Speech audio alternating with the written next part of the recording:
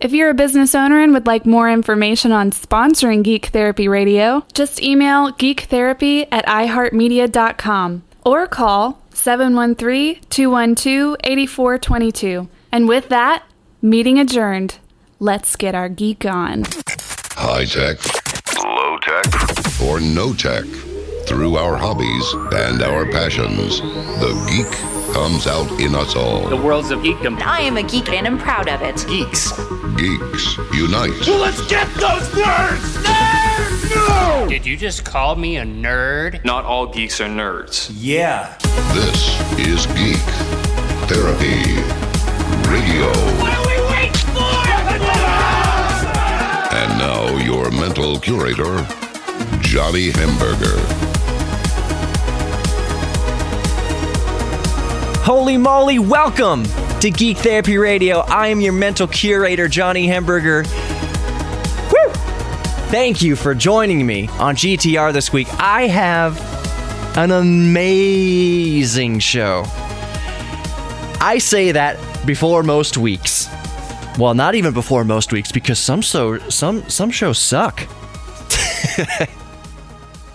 That's not true. I am partial to all my shows, but there's some shows that I put together that I'm just like, man, firing on all cylinders. Everything is a go for launch. Great show. So this week is actually just an amazing great show. And let me tell you right now, as a teaser to the upcoming weeks, hopefully next week, but in the near future, I do have James Rolfe coming on the show.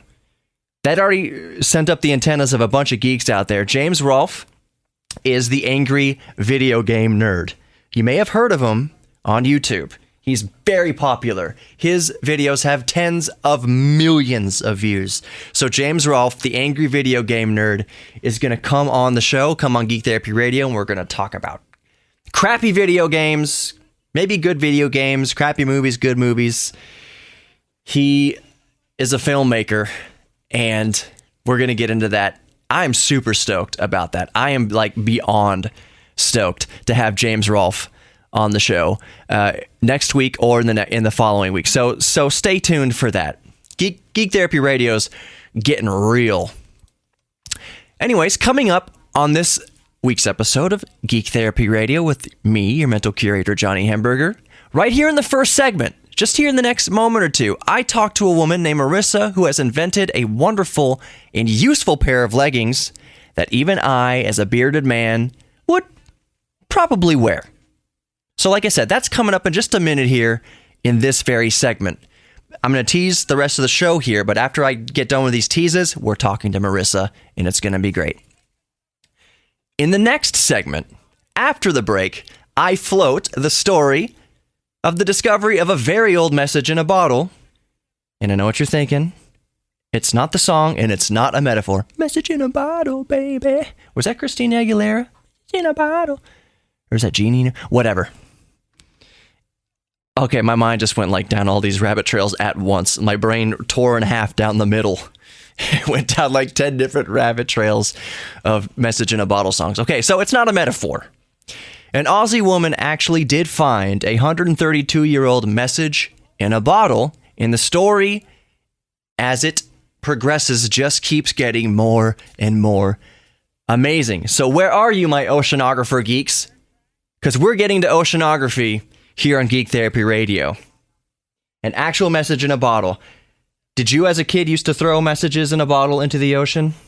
Did you throw them, 5 feet away from the shore, expecting them to go out to sea? Because I certainly did.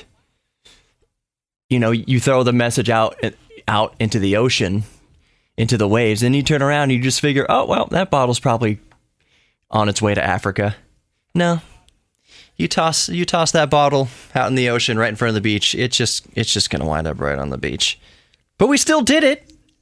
Maybe you actually went further out into the ocean to throw your message in a bottle. Maybe you're actually like on a cruise ship. That's probably illegal.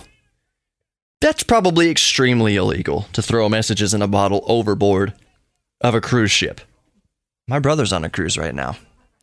Hope he doesn't listen to this episode tomorrow and start start launching bottles into Gulf of Mexico, because, Koof, brother, you could probably go to jail for that, or at least pay heavy fines, so don't do it. Think of your kids, man. Think of your kids. So anyways, we have that story coming up on Geek Therapy Radio in the next segment. Then, in the third segment, I examine why Apple employees are having such a freaking hard time running into glass walls and doors in the new Apple headquarters in Silicon Valley. And I really, really wonder why they're calling 911 about bumping their heads. It is lunacy. When you bump your head, is your first thought to call 911? It is my argument that if you have the wherewithal to call 911, in most cases, you don't need 911. But I will get into that in the third segment. It's crazy. It's funny. It will make you scratch your head. It's just silly. Then, in the last segment, we'll shed some light on a Star Wars technology from the science fiction Star Wars, that's now real. And it's not lightsabers. We'd all be dead within an hour of self-inflicted lightsaber wounds. So we don't need lightsabers. We'll just be perfectly happy with our lasers, dang it. Have you seen the military lasers? They shoot airplanes out of the sky with laser beams. Now. They do that now. So like the Death Star, how it blew up the planet with its laser beam pretty much, we have that now on a much lower scale. But anyways, without further ado, let's talk to Marissa about her fancy pants. On the line today, Geek Therapy Radio, I have Marissa. She is an inventor of sorts, and those sorts are clothes, leggings specifically. And I've got her on the line here because I want her to explain what they are, and for the geek in all of us, on the show I say we're all geeks about something. Explain how it went to this, this concept to making it a reality. So, Marissa, thank you for being here. Hey, Johnny. Thank you so much for having me on today. You are so awesome. So I am a big geek when it comes to comfortable leggings and clothing for women, because it is impossible to find that. So I came up with the idea because my father actually built hospital equipment, such as MRI scans and x-rays and things like that. And he would always get mad at me and my sister and my mom for putting our phones in our bras or tucked in between our legging bands. And he's like, why don't you just put it in a pocket? And I would always tell him, we don't have any pockets. Women's clothing does not have pockets. Oh. And he said, well, why don't you just make some? Wow. And so I thought, okay, why not? And I went from going to university, wearing leggings every day, and being tired of dropping my phone, trying to hold all my books. And then I work in a law office now, and I can't find any clothes that have pockets. So I just decided to make some exercise leggings, some cotton leggings, and some professional pants, slack leggings that all have pockets on them. That's cool. See, I'm looking here on the Kickstarter, and like I said, I'll let you plug all that stuff at the end, because why else are we doing this? Yeah. I mean, I like to geek. I like to talk to people. Like I say, we're all geeks about something. So whether that's art, or that's video games, or that's music, or astronomy, or whatever, clothing, fashion, we all have these passions that drive us. And I think it's important that each of us pursue those passions. We can have our day job. For instance, you work at a law firm.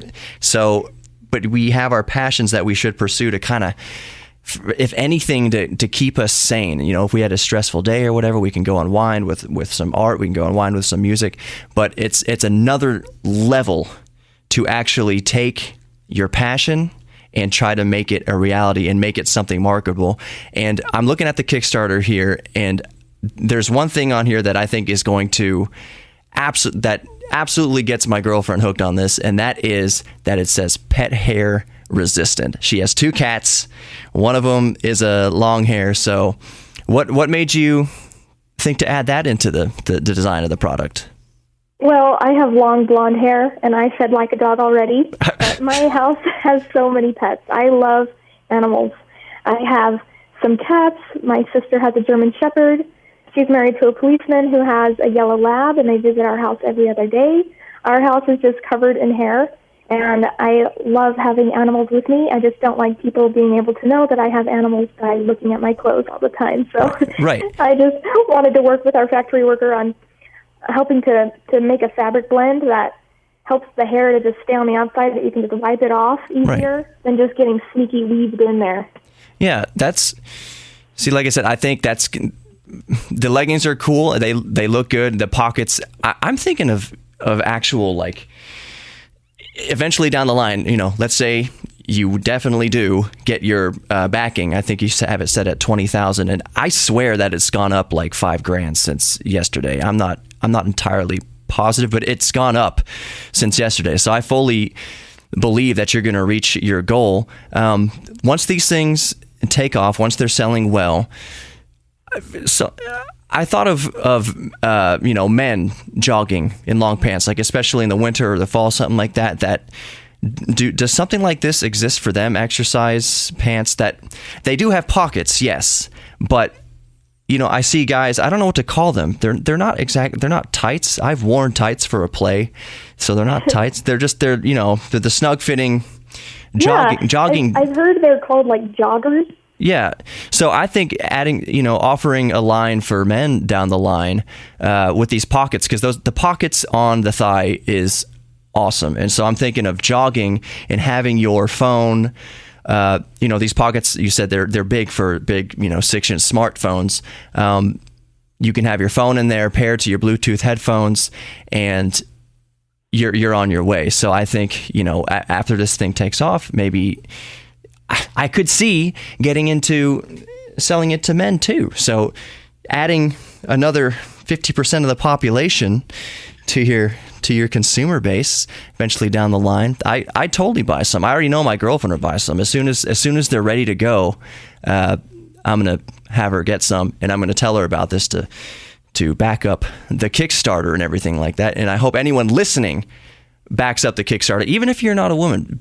Just support the ingenuity, support the entrepreneurship that Marissa is putting forth here, because the world needs more of that. We need more support for I don't want to call you the underdog, but when you're going up against Levi's and Adidas and all that kind of stuff with a product that to me is better, you can take all the support that you can get. So where do listeners go to support you? Where do they go on Kickstarter? So you can just go to Kickstarter and just go to the search engine. And if you just type in feminine figures, it's the first thing that pops up. It's the only one named feminine figures. And it's just right there. You can just click on it. And I think you have a great idea. I was so surprised to find that out, but we've had, I would say 30% of all of our backers so far have been men. Yeah. And we've had so many email inquiries asking about sizing for them and which ones they should get. And the men have been so excited for these as well. And I'm excited too, because I even made my husband take some pictures when we were doing our photography. Mm-hmm. And he tried them on, and he's like, man, these are really comfortable because he's a weightlifter. And I'm like, yeah, they are. I used to wear these. And we were just laughing about it. So they make my butt look totally good. Support that. Yeah. Yeah, they do. Yeah, exactly. For guys too. So quickly, one of the things, I've got a smartwatch, and you can store some music on the smartwatch. But the idea behind that is you leave your phone at home. I don't like the idea of leaving my phone at home. So with a product like these, with pants like these, if I can bring my phone with me, but it doesn't get in the way, that's all the better. So I honestly think you have a home run here on your hands. So one more time, where can people go to back the Kickstarter and learn more about it? Oh, hey, thank you so much.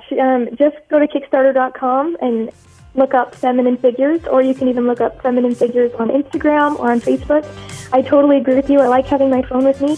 The pockets are for everything else as well. We have people with diabetes asking what size they want to put their insulin pump in there. Yeah. We have runners who want to put their pepper spray in there for safety when they go jogging at night. We have pens, papers, sunglasses, anything you want you can put in these pockets. They're made for so much more, and I completely agree. Thank you so much for having me on your show. Absolutely. Thank you so much, Marissa. Have a good one. You too. Thank you.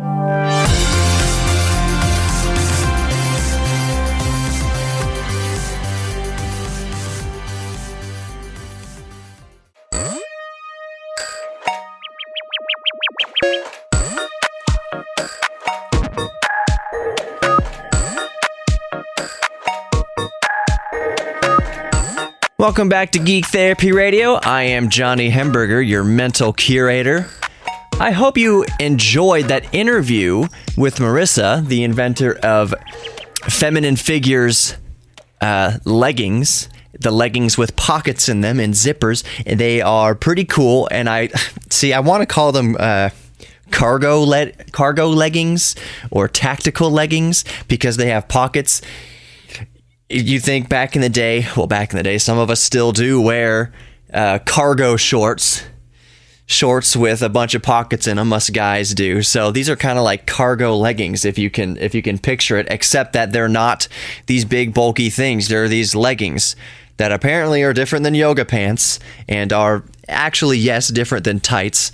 But yeah, they're feminine figures leggings, and they have pockets in them. So go visit her Kickstarter. Go to kickstarter.com and type in feminine figures or leggings, feminine figures, and it'll come up. And you can back up her project. I haven't gone back to check how Feminine Figures is doing, but it's a $20,000 goal, and yesterday it was close to $10,000. So I think Marissa's gonna meet her goal, and good for her. As I'm recording this, it is National Women's Day, so I want to give a shout out, of course, to Sarah and my mom and my grandmother and Rylan, my old boss at Sherwin-Williams, all the powerful women in my life who are go-getters. I saw a quote that said, "Be the CEO your mom wanted you to marry." So that's a pretty good saying. Have you ever put a message in a bottle? Have you ever gone to the beach and put a little note in a glass bottle and tossed it into the ocean? Although I'd say that if you threw a message in a bottle at the beach, it probably would wash right back up onto the beach. So I've done it. I remember going to family vacations to Port Aransas and to Galveston and other places along the Texas coast and California coast and even the East Coast, even though the beaches in Maine aren't that great for lounging on. They're not like West Coast sandy beaches or Texas Gulf Coast sandy beaches. The beaches up there in New England are pretty rough, especially Maine. It's just big rocks sticking out of the water. But I digress. I have tossed messages in a bottle into the ocean at the beach, and I guess your kids, you don't understand that it's just going to wash back up on the beach, but whatever. I've got a very cool story here out of Australia. An Australian woman finds a very old message in a bottle. The bottle was found in January 2018 on an Aussie beach north of Wedge Island, which is about, 100 miles north of Perth. I say, like everyone out there is very aware of where Wedge Island is and very aware that it's 100 miles north of Perth. Anyways, the Australian woman found the bottle 132 years after the bottle was tossed in the ocean, which was confirmed by the note inside. So it was a message in a bottle, and it washed up on a beach in Australia, and this woman found it. And the note was dated for 132 years ago. But let's continue. The note goes on to say, and this is a quote, "This bottle was thrown overboard on 12th June 1886. The note continues with the latitudinal and longitudinal coordinates. 32 degrees, 49 minutes latitude south and 105 degrees, 25 minutes longitude from Greenwich east." It read. And it was tossed from, what's the ship called? Tossed from bark ship Paula, home port Elsfleth, Elsfleth, Elsfleth. So the captain's name couldn't really be made out. The note did mention that the Paula was, quote, on her journey from Cardiff, Wales to Makassar, which is modern-day Indonesia, Macassar, Makassar, I guess you'd call it.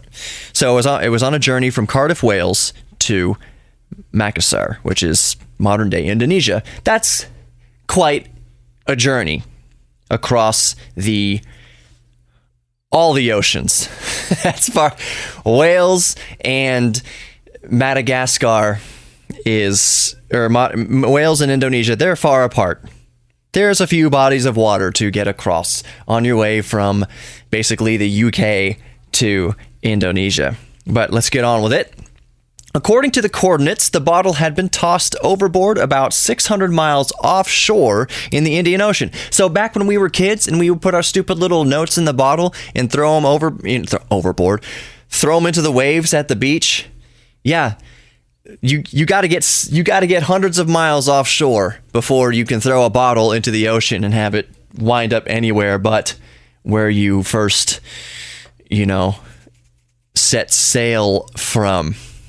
You got to throw it into the ocean a little bit more than 100 yards away from the beach like we did. Or maybe just me. Anyways, I lost a pair of sunglasses off of a boat once. I don't know how it happened. We were skiing or something, water skiing, and sunglasses fell in the lake, and I was so bummed because they're my favorite sunglasses. I also lost a whistle down there. I had this little stupid whistle that I won, like at a Chuck E. Cheese or something like that, and God knows why I was wearing it on a boating trip, but it also fell in the water, and I was super bummed about that. Poor little babes, Johnny, losing all his toys into the waters of whatever lake we were skiing in. Anyways, so 132 years later, the Australian woman finds it sticking out of the sand while she's waiting for a friend to get his car unstuck from the damp beach, which happens a lot. And I've seen it quite a few times in my life where you'll be at the beach and you'll see somebody who, took their car, usually it's an SUV because they think they can do it, take their SUV up the beach during low tide with apparently no concept of high tide. So they keep their car out there for a few hours. All of a sudden, before they know it, the tides come in and their car is totaled. Their car first it starts to sink in the sand, then the water crashes over the car, floods the car. Don't drive your car out onto the beach during low tide. Really, it's best bet not to drive your car anywhere near the water, ever. Not just for beachgoer safety, but for your own vehicle's safety. So back to this message in a bottle. You might be wondering why the bottle was tossed overboard. Well, it was a German oceanography experiment that started in 1864 out of Hamburg, Germany, which my last name is Hamburger. Apparently we have a lineage that goes back to Hamburg, Germany. But the farthest back I could go, which was about the mid 19th century, 1850s or 60s or so, my family came from Mannheim, Germany. I went to Mannheim, Germany. It's a very industrial city. It's a cool city. There is a lot of old architecture there, but it seems like one side of the river is industrial, the other side of the river is the cool part of the city. There's a big, like Dallas has the big sphere. Mannheim has one of the same things. There's a restaurant up there and everything. It's pretty neat. But anyways, this oceanography experiment started in 1864 out of Hamburg, not Mannheim, out of Hamburg, Germany, and ended in 1933, and it was conducted to better understand, of course, ocean currents. Actually, thousands of notes were tossed into the ocean, and only 663 have been recovered, the last prior bottle being found in Denmark, January 7th, 1934. So the bottles were tossed, and the note instructed whoever found them to return the note to the nearest German consulate. Maybe not, on horseback or not on foot, but just mail, if you find the message in the bottle, mail the note back, mail the piece of paper back to the Germans or the German consulate near you so they can, conduct their studies, find where this bottle wound up. In the case of the Australian woman, it wound up in Australia. In the case of this Dutch person, it wound up, not Dutch person, it wound up in Denmark. Denmark's not Dutch. Are they the Danes? Yeah. So anyways, the last bottle prior to this Australian bottle found in 2017, the last bottle was found in Denmark, January 7th, 1934. A long time ago. So like I said, the bottles were tossed with the note that said, please return this to the nearest German consulate, at least so we can keep tabs of where these notes wound up, so we can better understand, ocean currents. The bottle itself was a mid-late 19th century Dutch gin bottle, with the note being made from cheap paper of the same era. So the paper itself wasn't this parchment, it wasn't papyrus or anything like that. It was just cheap paper from the same era that the gin bottle was made, the Dutch gin bottle. Even more incredibly, after contacting historians in Germany and the Netherlands, for those who don't know, Germany shares borders with the Netherlands. Germany is to the south, Netherlands is to the north. After contacting historians in Germany and the Netherlands for more information, an archival search turned up Paula's original meteorological journal. Paula's, not a Lady Paula. The ship was named Paula that this old bottle came off of. Archival search turned up Paula's original meteorological journal.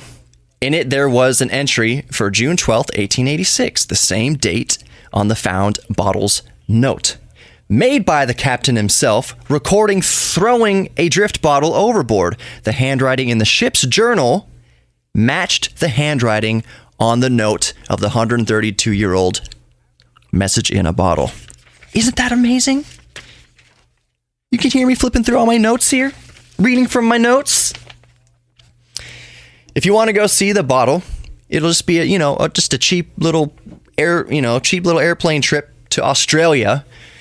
It's on display for 2 years at the Western Australian Museum.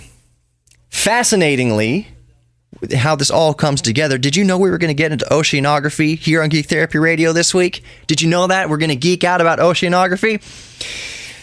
Fascinatingly, we still map ocean currents in much the same way here in the 21st century. We toss a bunch of floaty things in the ocean and then we observe. Of course, now they have GPS transceivers, eliminating the reliance on luck to have the bottle first found, then have the finder report it and not just make a bong out of it.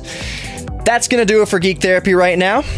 This segment, time for a quick break. In the meantime, make sure you're subscribed to the Geek Therapy Radio podcast on the iHeartRadio app, iTunes Podcast, Spreaker, and anywhere else you find Geek Therapy Radio with Johnny Hemberger, because I am he and he is I. And we'll be right back with more GTR.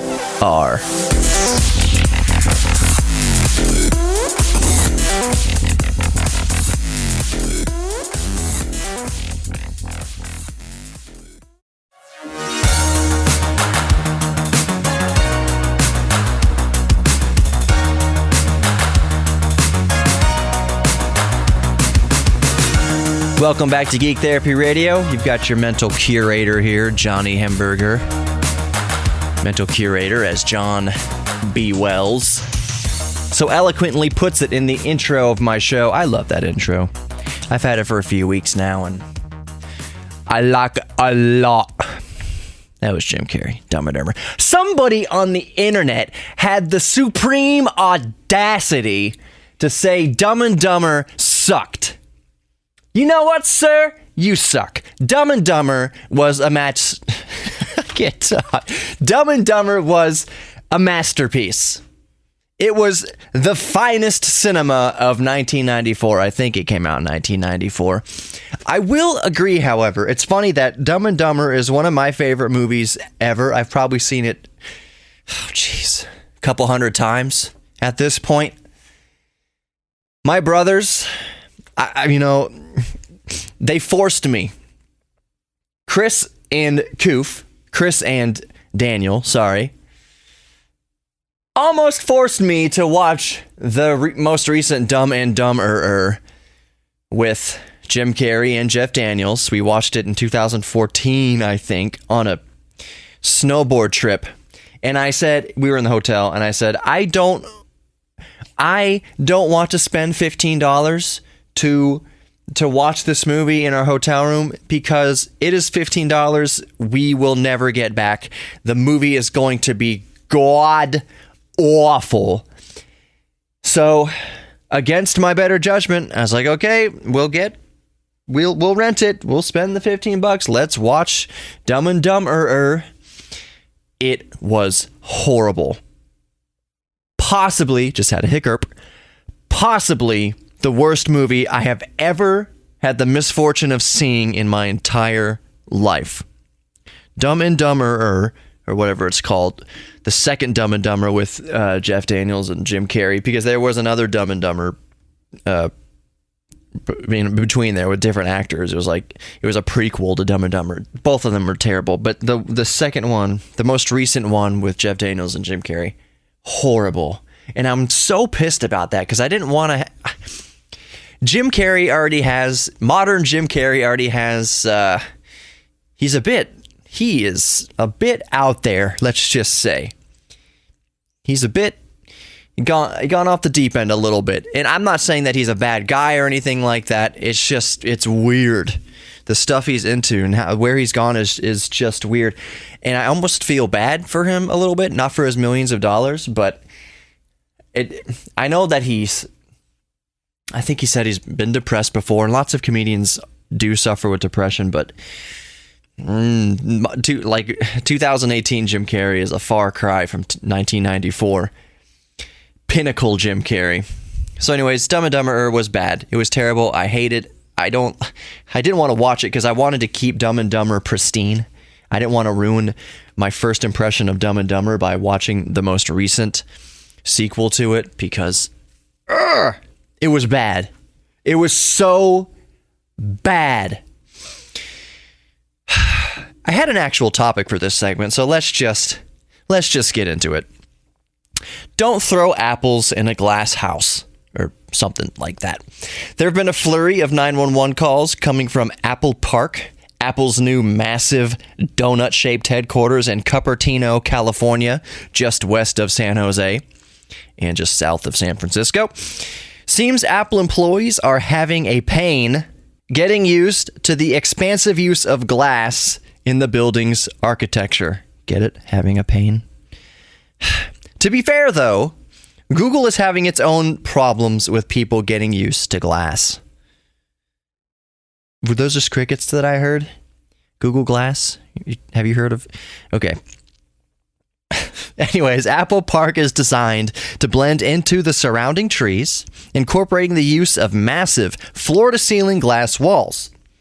So just to picture it, it's just a big building with not very many struts or braces going from the roof to the ceiling. Actually, it would be the interior. That would be the load-bearing part of it. So the entire exterior is just glass. Just big glass panels. So there's no break in the scenery. There's no frames in the window or anything like that. It's just an unbroken view to the outside. So these big floor-to-ceiling glass walls. Well, after letting employees begin work at the campus in January of... Was this last year? Anyway, or I think it was this year. Anyways, after letting employees begin work at the campus in January, the next few days saw 3 incidents. Next few days. Not like over the course of many months, but after a few days of it being open, it saw 3 incidents of employees running into glass walls, doors, and windows, bad enough to require calling 911. Does it really require calling 911? We'll get into that.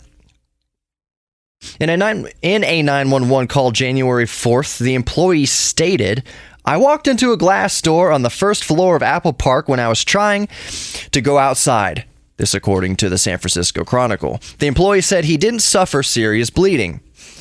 Now, to me, to go off a little rabbit trail from this a little bit, I think the bigger question here might be why folks in Silicon Valley are such pansies. Bumping your head and you call 911. I understand maybe going to the doctor afterwards, to get it checked. But 911, after you bump your head? This goes back to an old joke that if you are the one calling 911 for yourself, how bad can it actually be? If you bump your head and then you call 911, obviously you're still functioning. There goes a GTR again, outside my window. What good timing. That's the second time I've been making a show and I've seen the car with the same acronym as this show driving past my window. I don't want a GTR. Let's get back on track. So the joke is, of course, there are situations where you would call 911 for yourself, for instance, if you're bleeding out. But bumping your head? Come on now. If you bump your head that bad, you'll be knocked out cold and someone else would call 911. Like if you bump your head and you have the wherewithal to call 911, do you need 911? If you bump your head and your ass is down flat and someone else calls 911, that's hitting your head hard enough to necessitate an ambulance. But I digress. 2 days prior to the call on the 4th of January, On January 2nd, that day in itself saw 2 separate calls of employees running into glass. I'm glad it was 2 separate employees, not just one guy twice, because that would be maybe. Anyways, neither were serious, just some disorientation and a cut requiring some stitchings. Why can't I talk ever? Neither were serious, just some disorientation and a cut requiring some stitches. And if it were me, and if I had to get the stitches, I would probably want what Band-Aid would I want? What Band-Aid would you want? Some people would want a Star Wars Band-Aid. Some people would want Disney Princess Band-Aid. Sarah would want a Disney, like a Little Mermaid Band-Aid. My favorite movie back in the day was Little Mermaid. That's a subject for another thing. That's a whole head trip that we'll save for another episode. What Band-Aid would I want, though, right now? Oh, I would want a DeLorean Band-Aid. Oh, Back to the Future Band-Aid. That'd be so sweet. I'm going to go injure myself real quick so I can get some stitches in a sweet DeLorean Band-Aid. Hold on, I'll be right back. Anyways, okay, so none of the injuries reported that required calling 911 were serious. Like I said, just a cut in one of them requiring some stitches. None were life-threatening, which, isn't that why you call 911? When it is life-threatening? So if it isn't life-threatening, why would you call 911? And none required hospital visits. Funnily enough, a city official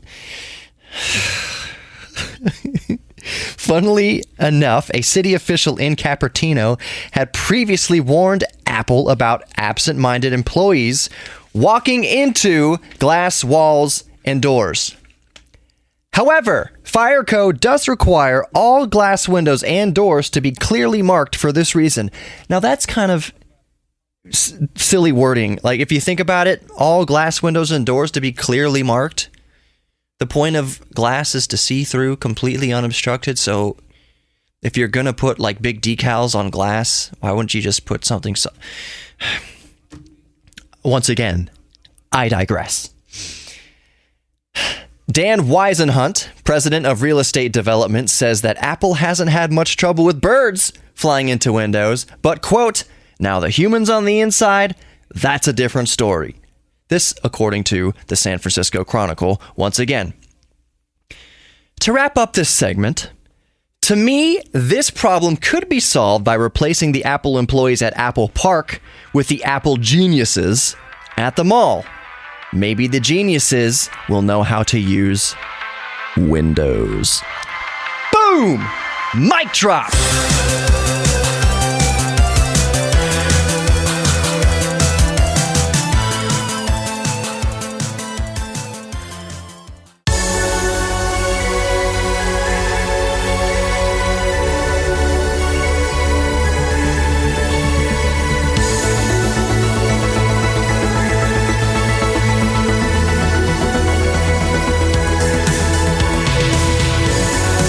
You're listening to Geek Therapy Radio.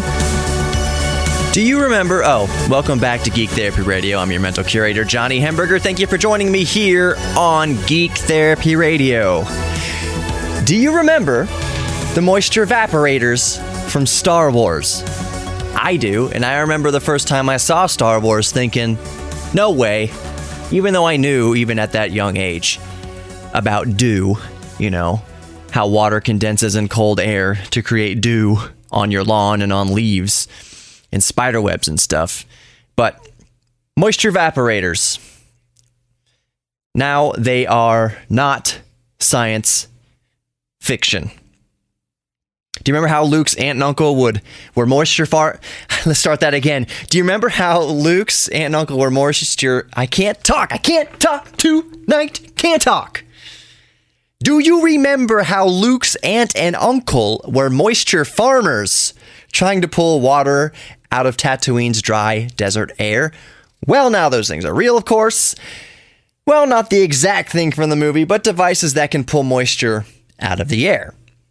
So, you know, the story is almost a year old, but it's still fascinating, and I guarantee most people listening right now Haven't heard of it. Most people listening right now probably haven't even thought about moisture evaporators from Star Wars in a good, well, since the last time they saw Star Wars, which I should take back because a lot of my listeners have probably seen Star Wars recently. Anyways, scientists at UC Berkeley have developed a solar-powered device that extracts moisture from the air using a lattice of metal ions and organic molecules called the MOF, or Metal Organic Framework. The device works in humidity levels as low as 20 to 30%, and the device can pull, 2.8 liters. I keep saying in this episode. The device can pull 2.8 liters of water out of the air every 12 hours. Now, another hiccup. I have no idea why they didn't just say 5.6 liters per day, but if you remember, I just said it's solar powered, so it probably has something to do with the fact that the sun is only available half the day. I keep having these hiccups because I am drinking chocolate milk. So with this device, it's solar powered. Why can't you have it working all day? Just have a big battery bank hooked up to it so that it can draw electricity over the night. Have the solar panels not only powering the device during the day, but also charging up the batteries. Could be lithium-ion batteries.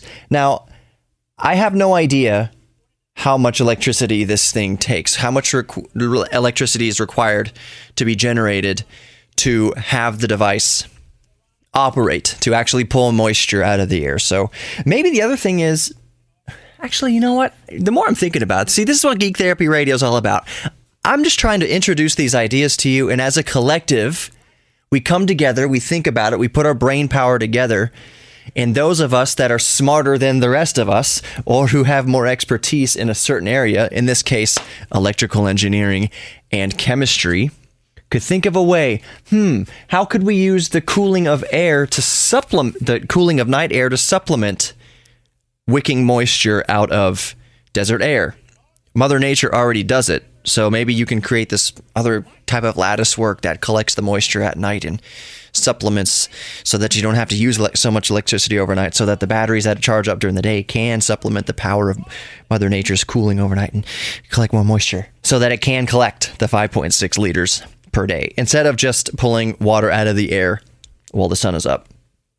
Anyways, according to UC Berkeley chemistry professor Omar Yaghi, Yaghi, I assume that's pronounced Yagi, the device can be scaled up to provide an entire household with water. I would wager that it depends on the household. I'm pretty sure the average American family, mother, father, 2 kids, and 0.3 of a dog, probably use a lot of water. Despite the fact that most of our fixtures and faucets are low flows now. If you still have a toilet that you flush and takes like 10 gallons of water to flush a single turd down, get with the times. That's too much water. I get almost aggravated when I look down into the toilet and it's at least 2 gallons of water in the bowl. I think it's so insane how we pee-pee and poo-poo in perfectly good water. The water that comes out of that pipe is drinkable. And then we take a dump in it. That's crazy that in 2018, that's still how we do it. Although, do you have a better alternative? Do you want to put a composting toilet in your house? That's the rub on that argument. I understand why we still have water to that extent. It keeps smells out of the house. You could argue you could just pee down a drain. That's fine for half the sex, at least. Doo-doo is another thing. Doo-doo is a do-don't in most houses when it comes to smell. So for that, we have water. Anyways, I digress. Omar goes on to say, he says He says I can't even talk, I swear. He says in an excerpt from his published study, quote, "One vision for the future is to have water off-grid." That sounds good. "Where you have a device at home running on ambient solar for delivering water that satisfies the needs of a household.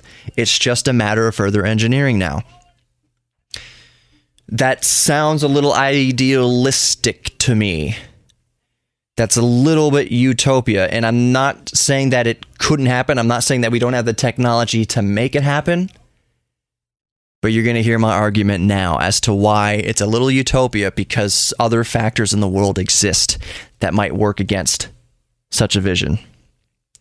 Namely, Coca-Cola and Nestle, and other businesses who have made it a billion-dollar industry to put tap water in bottles and sell them. So we'll see what Coca-Cola and Nestle think about all this. In my opinion, both companies certainly have the financial might to make this a large-scale reality, but of course, that might go against their best interests. Of course. Then again, and perhaps I'm naive, this could be a boon of positive exposure for either company. You know why? Because this. Thanks, Coke and Nestle, the third world is no longer dying of thirst. So in other words, Nestle and Coke, either or any other company, could fund relieving the third world of thirst, providing clean water, sustainable water, off-grid water to the entire third world. Cure thirst in the third world. People are dying of thirst in the third world. So Nestle and Coca-Cola, in my opinion, would have the power to do away with that. In return, I'd be happy to buy a bottle of water from Coke or Nestle when I know that it goes towards helping the third world starve. Or helping the third world no longer die of thirst. Now, the flip side of the environmental coin is this. Just how this would affect weather patterns if this was used on a mass scale. If we pull all the water out of the air, for instance, will it rain in the rainforests anymore? What would become of that ecosystem and the biology in it? Would we solve the water crisis in the third world if it means some animals have to go extinct? No. In my opinion, we won't. Humans place an unconscionable amount of apathy on animals, more so than we place on our own species. We'd rather die of thirst than let a species we've never heard of go extinct, especially if those making that decision aren't the ones who are thirsty. Remember to like, follow, and subscribe to Geek Therapy Radio on Facebook, Instagram, and YouTube.